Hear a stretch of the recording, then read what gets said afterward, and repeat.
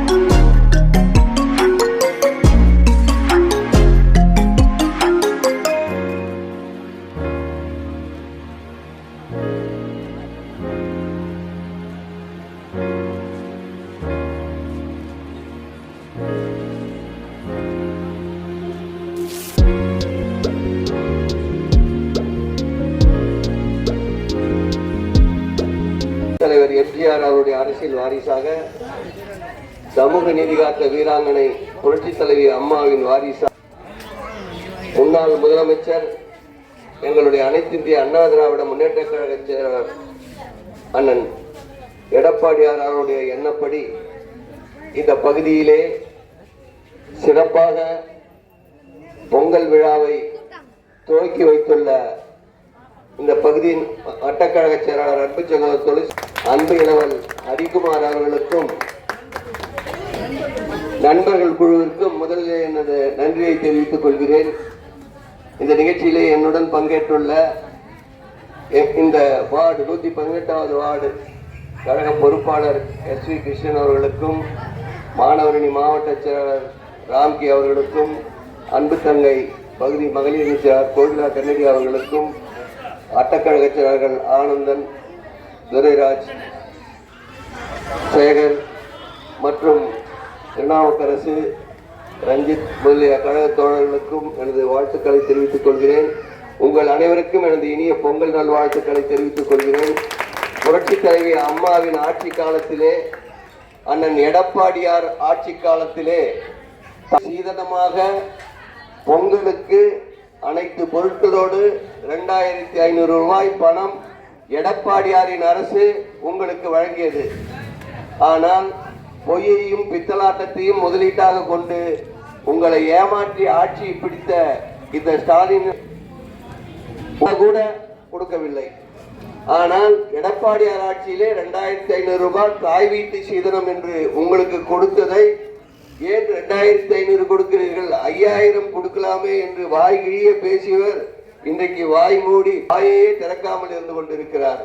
அது மட்டுமல்ல, நீட்டு நாங்கள் வந்தால் நீட்டை ஒரே கையெழுத்தில் தீர்த்து விடுவோம், நீட் ரகசியம் எங்களுக்கு தெரியும் என்று சொன்ன உதயநிதி ஸ்டாலினும் நேற்று முன்தினம் சட்டசபையிலே நீட்டை நாங்க ஒன்றும் பண்ண முடியாது, அது மத்திய அரசாங்கம் தான் பண்ண முடியும்னு பட்டையா நாமத்தை போட்டு ஏமாத்தி இருக்கிறாங்க.